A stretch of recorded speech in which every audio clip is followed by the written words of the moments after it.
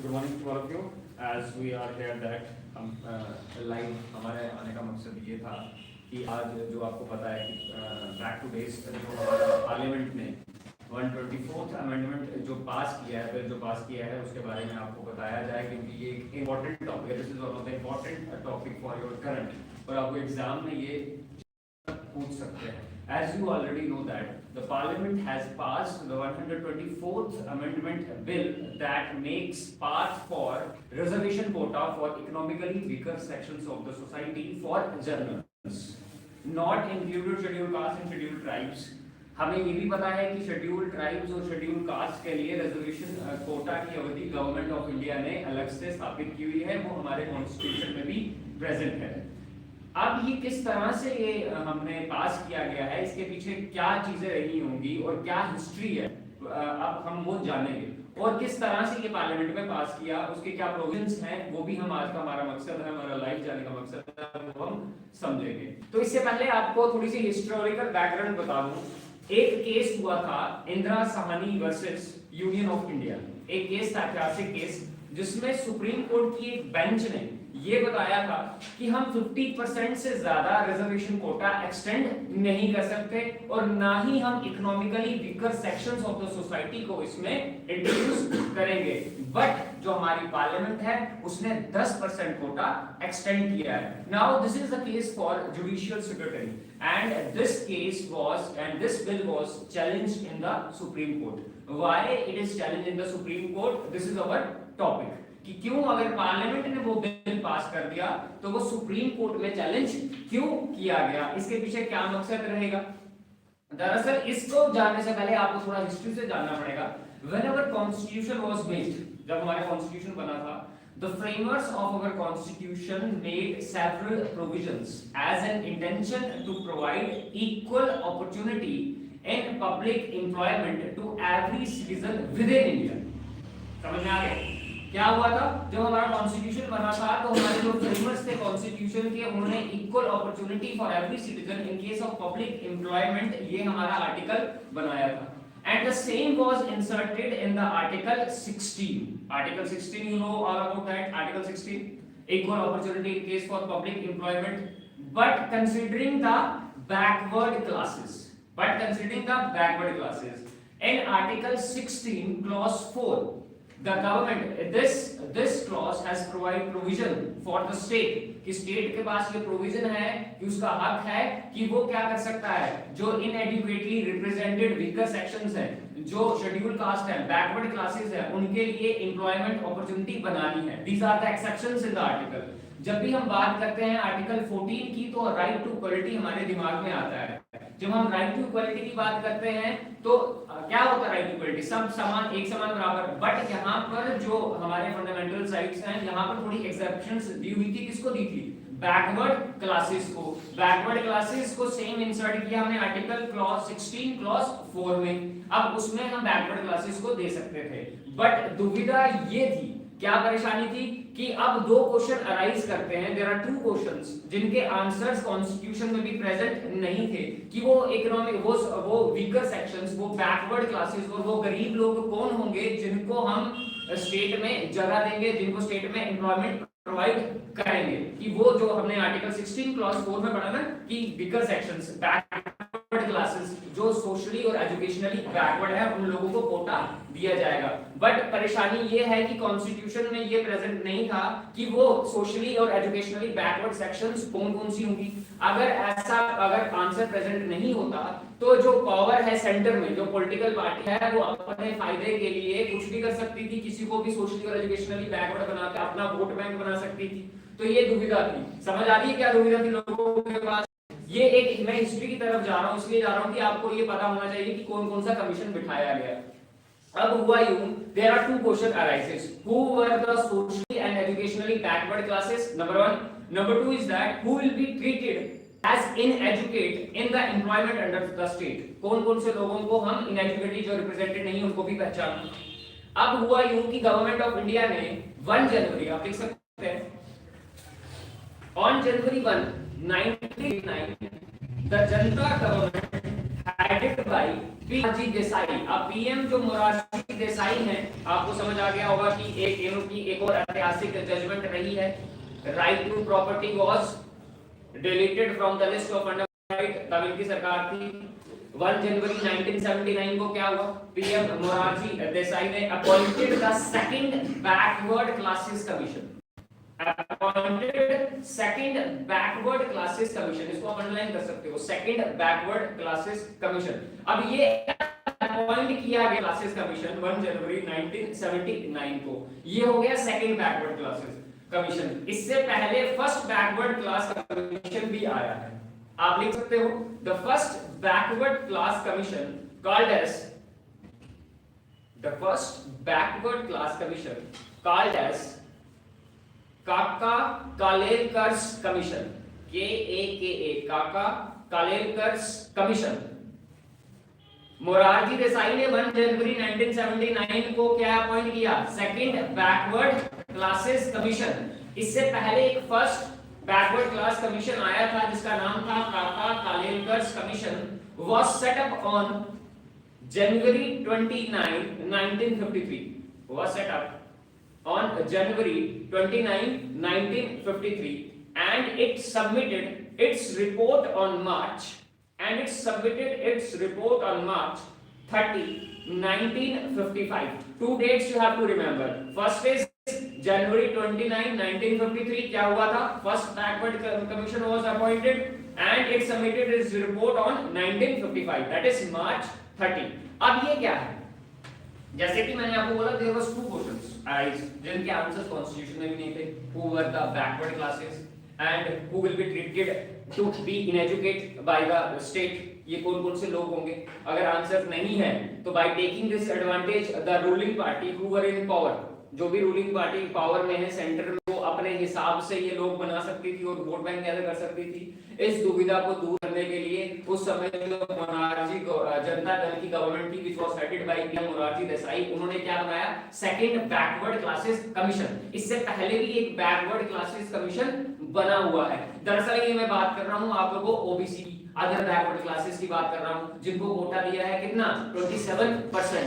Schedule caste को कितना दिया हुआ है, शेड्यूल कास्ट को कितना दिया हुआ है, ये चीजें आपको याद रखनी है। शेड्यूल कास्ट को 15%, शेड्यूल ट्राइब्स को कितना दिया हुआ है, 7.5%, दैट इज ओबीसी का 27%, शेड्यूल कास्ट का कितना 15% और शेड्यूल ट्राइब्स का कितना 7.5%, टोटल मिलाकर कितना हो गया 49.5%। जो अभी तक जो स्थिति थी इस बिल के आने से पहले, दैट मींस कि 49.5% रिजर्वेशन कोटा दिया जाता था और एक्सटेंड नहीं करता था ये 50% के ऊपर। ये एक जजमेंट दी हुई थी Indira Sahni versus union of India, जो केस हुआ था सुप्रीम कोर्ट में, उसमें ये जजमेंट थी ऐतिहासिक कि 49.5% से you can't exceed the cap of reservation.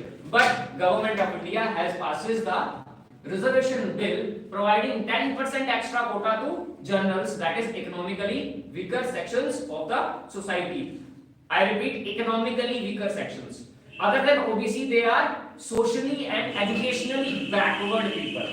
समझ में आ रही है, socially and educationally backward people and economically weaker sections. जो economically weaker sections of the society है, ये constitution में कहीं भी present नहीं था। हम पहले से क्या कर रहे थे, other backward classes, scheduled caste और scheduled tribes को। अब ये क्या है, historic.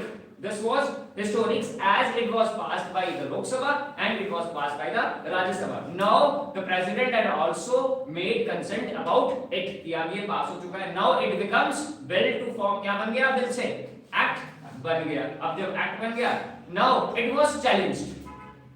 Now it was challenged. That was the case of judicial scrutiny. We will discuss about that in the later chapter. अब जो बात है, ये जो कमीशन बिठाया गया, आर्टिकल 340 क्या कहता है, आर्टिकल 340, ये जो हमारा प्रेसिडेंशियल ऑर्डर निकला ना, ये first backward classes commission, second backward classes commission, ये आर्टिकल 340 की हेल्प से हमने बनाया। आर्टिकल 340 आपको एग्जाम में पूछ सकते हैं। आर्टिकल 340 क्या कहता है, ये आपको लिखना पड़ेगा, इट्स वेरी इंपॉर्टेंट। आर्टिकल 340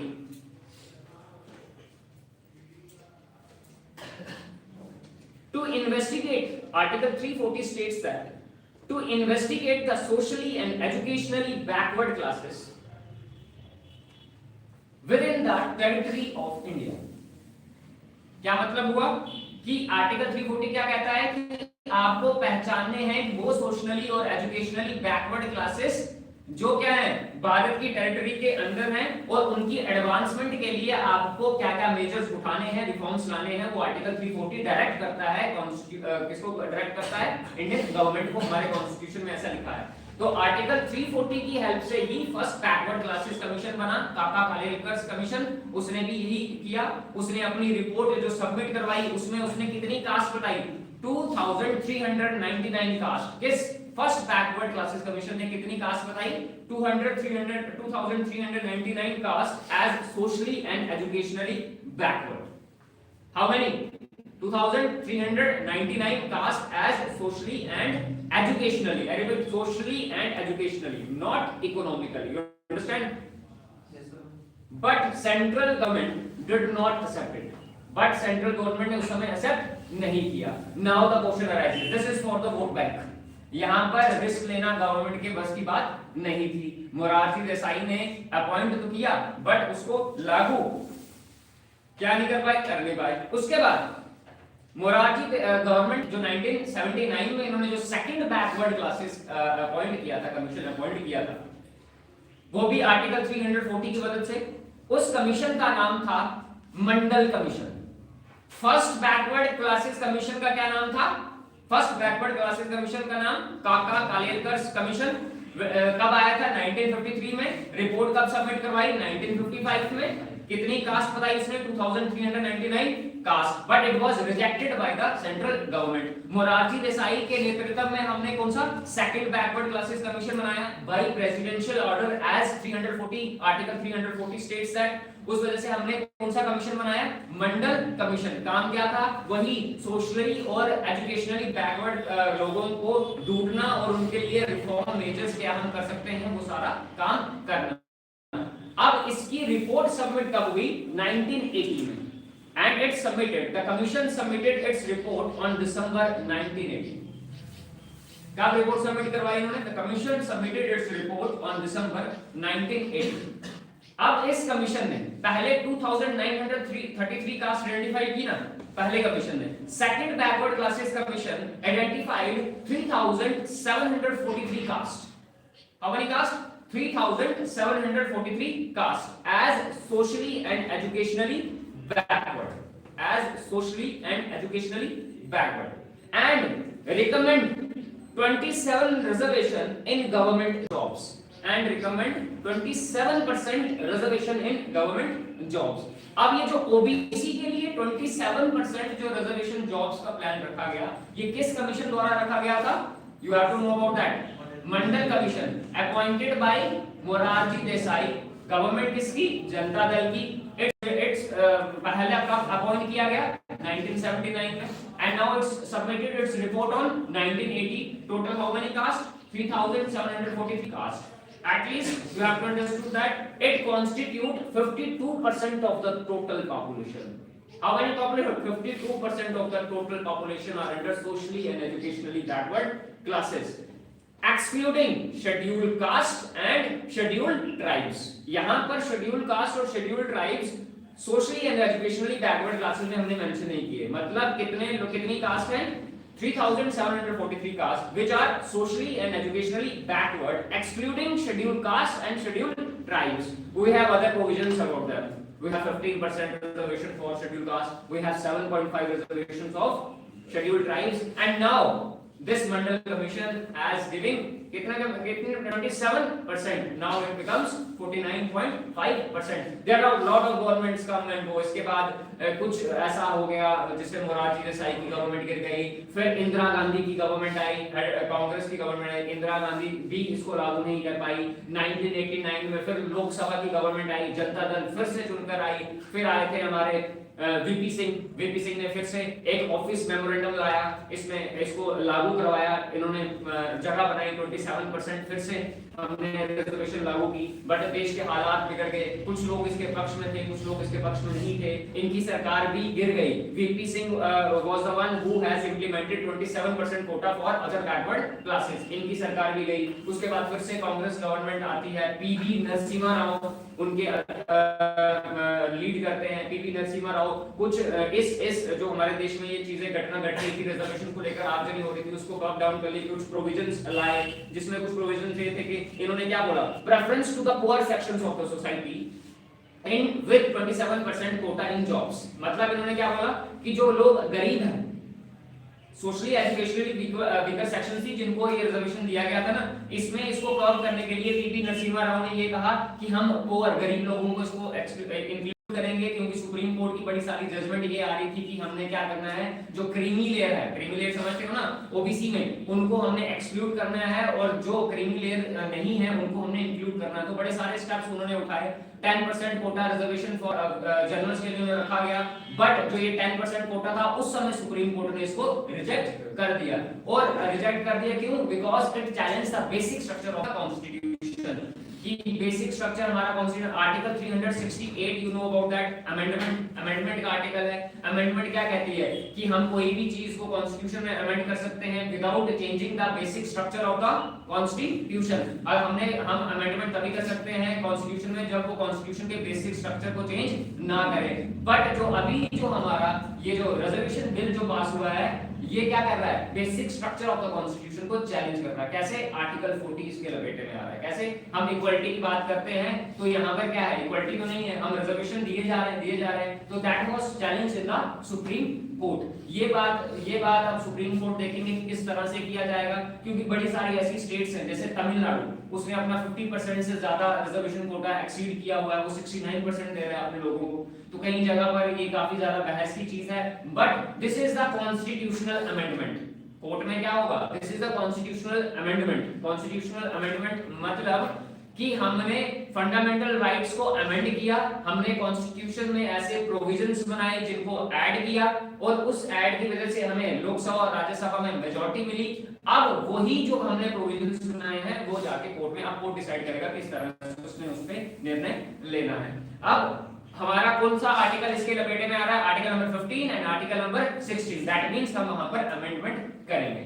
जो आर्टिकल 368 है वो क्या कहता है, वो ये कहता है कि हम अमेंडमेंट कोई भी कर सकते हैं, बट हमने कॉन्स्टिट्यूशन के बेसिक स्ट्रक्चर को क्या करना है, चेंज नहीं करना है। एक केस हुआ था Keshav Nanda Bharati case, I have explained you about that. Keshav Nanda Bharati case versus state of Kerala, बताया था मैंने आपको, फंडामेंटल राइट्स जब हम पढ़ रहे थे, केशव रमन बताया था। केशव नंदा भारती केस में क्या हुआ, कोर्ट ने क्या जजमेंट दी थी कि क्या थी जजमेंट,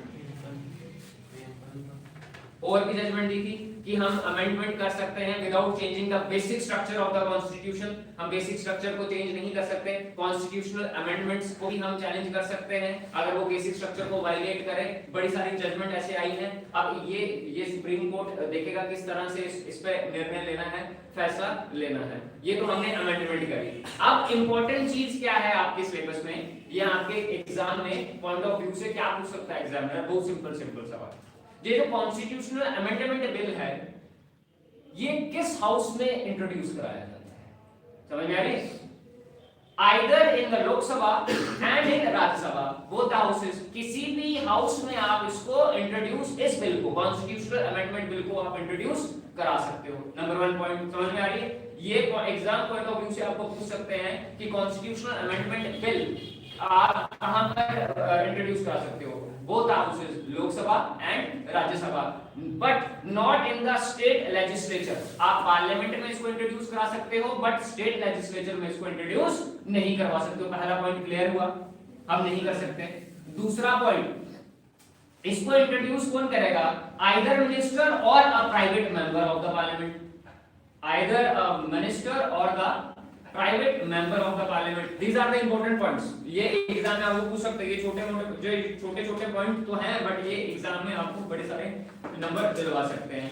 सबसे पहले क्या लिखा, लोकसभा राज्यसभा में पास होगा, इंट्रोड्यूस होगा, not in the state legislature. Introduce either by a minister or a private member and does not require prior permission of president and does not require prior permission of president। देखो, this is the constitutional amendment bill। आपको मैंने बताया लोकसभा में पास होगा, राज्यसभा में जाएगा, president sign करेंगे। President इसको रिकमेंडेशन के लिए वापस नहीं भेज सकते। ये चीज ध्यान से सुनना, ये एग्जाम में क्वेश्चन हो सकता है, क्या प्रेसिडेंट वापस भेज सकते हैं कॉन्स्टिट्यूशनल अमेंडमेंट बिल को वापस रिकमेंडेशंस के लिए? नहीं भेज सकते, उनको कॉन्स्टिट्यूशनल अमेंडमेंट बिल पर साइन करने ही करने हैं।